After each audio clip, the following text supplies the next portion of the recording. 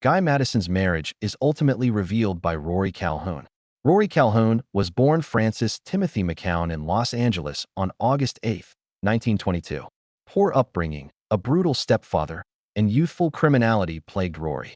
After stealing a handgun at 13, he escaped the Preston School of Industry Reformatory. In the following years, he committed jewelry thefts, automobile theft, and driving a stolen vehicle across state lines, landing him in Springfield, Missouri's federal prison for 3 years. His transformation began with Father Daniel Canale's compassion and mentoring in prison. The priest introduced him to boxing and spiritual thought, preventing additional turmoil. Rory pledged never to return to prison after his 1943 21st birthday release. Rory worked as a mechanic, logger, hard rock miner, cowboy, fisherman, truck driver, crane operator, and forest firefighter after his release. He played authentic roles after that hard experience.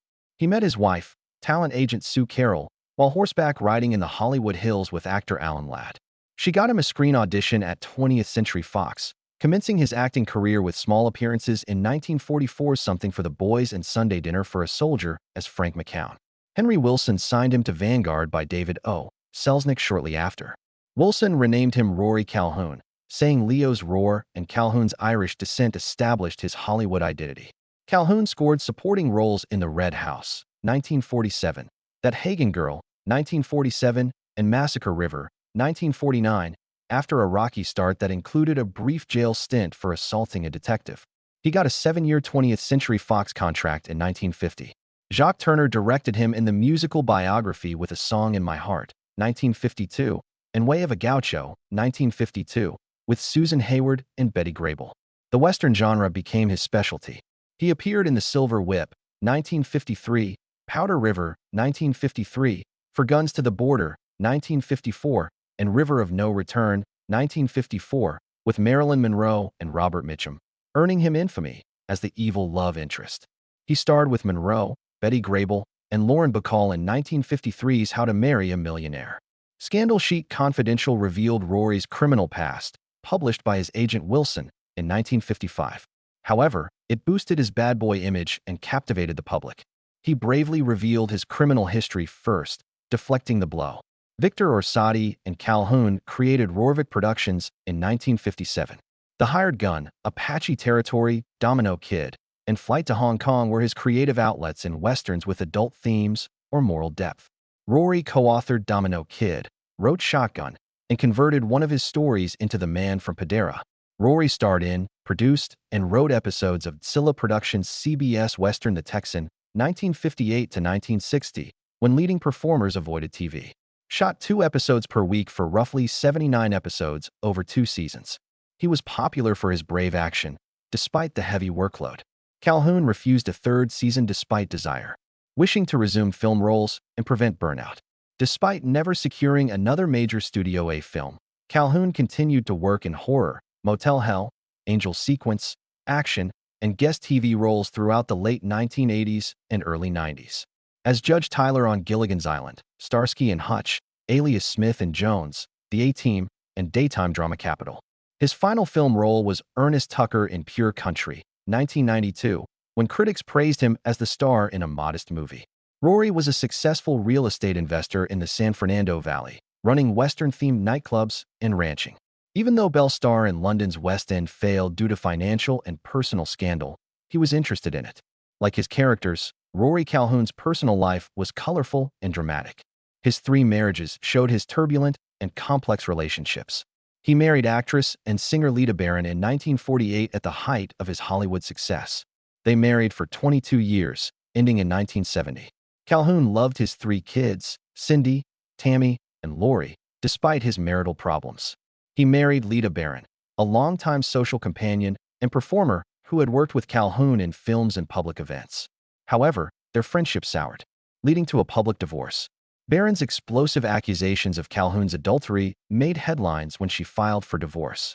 She listed Betty Grable as one of 79 women Calhoun allegedly committed adultery with during their marriage in a stunning and well-publicized court declaration. The startling claim captivated Hollywood gossip columns and fans. Calhoun answered with swagger, never shying away from scandal or sorrow for his reckless lifestyle. He laughed off the accusation and said, "Heck, She didn't even list half of them. In one of his most famous quotes, his flippant and unrepentant reply confirmed his status as a charming Hollywood bad boy who enjoyed life his way. Calhoun remarried journalist and screenwriter Sue Rhodes after his divorce from Barron. Their first marriage, from 1971 to 1979, produced one daughter, Rory, named after Calhoun. Family pride and legacy from father to daughter were symbolized by the name. Calhoun and Rhodes remarried in 1982 after their divorce. Their on and off relationship showed a deep, complicated love that endured hardships.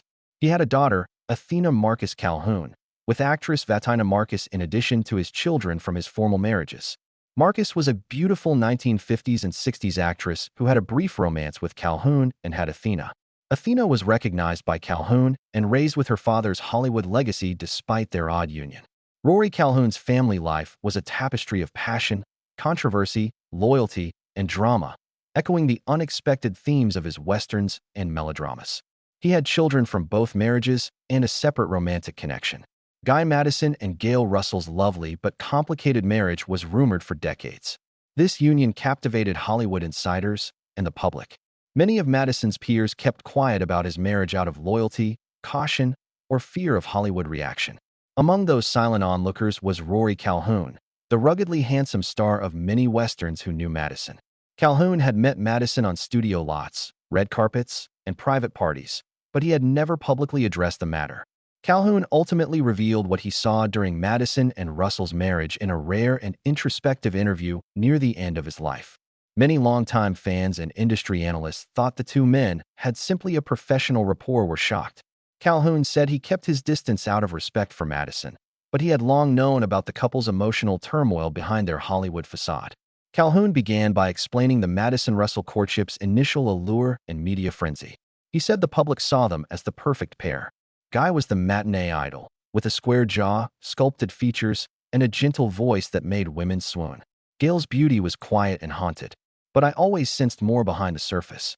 In private at industry events, Gail Russell often appeared worried or distant, Calhoun said, holding a cocktail glass too tightly or avoiding her husband's chats. Calhoun reflected on her long battles with alcohol and anxiety, saying she was fighting demons. Guy probably couldn't help her. I doubt anyone did.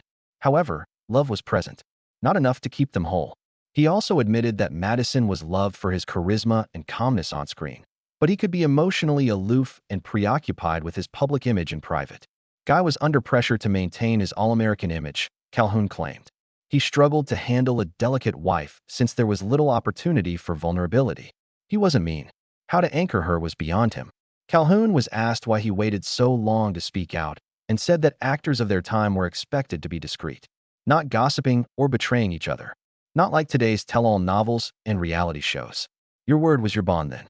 Now that most of the actors are gone and Hollywood's golden period is passing, Calhoun felt compelled to be honest. Humanizing Madison and honoring Russell, whose frailty tabloids exploited, were goals. Calhoun's discoveries illuminated the studio-made marriage.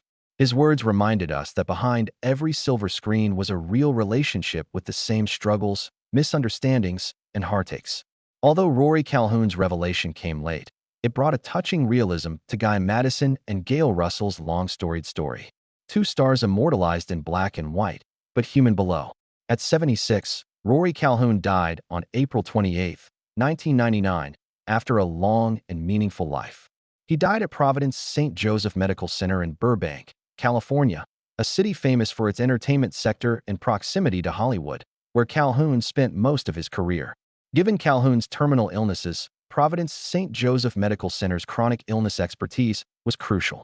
Emphysema and diabetes killed Rory Calhoun over time. Given that Calhoun's career covered the mid-20th century, when smoking was prevalent and less stigmatized, emphysema, a degenerative lung condition caused by long-term cigarette smoke exposure, can cause breathing problems, and diminished oxygen lifestyle factors may have caused his respiratory ailment. Emphysema is part of chronic obstructive pulmonary disease, COPD, which affects lung air sacs and makes breathing difficult. Calhoun had diabetes and emphysema, a chronic illness with high blood sugar that affects organs and systems. Uncontrolled diabetes can cause cardiovascular disease, renal failure, nerve damage, and infection.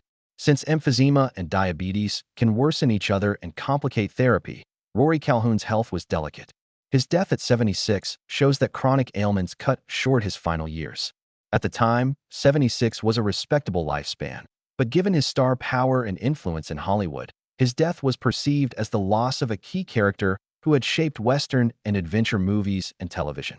Calhoun's death ended his personal story and reminded followers and colleagues of the harsh reality of chronic disease, especially lifestyle and aging-related diseases. His fight with emphysema and diabetes showed that even celebrities are vulnerable and stressed the necessity of health. After his passing, tributes praised his tough screen character and magnetism. Contrast with his last year's private health issues. Emphysema and diabetes killed Rory Calhoun on April 28, 1999, at Providence St. Joseph Medical Center in Burbank, ending a famous life and career. It weaves his personal health issues into the story of a Hollywood actor whose legacy is treasured by classic American film enthusiasts.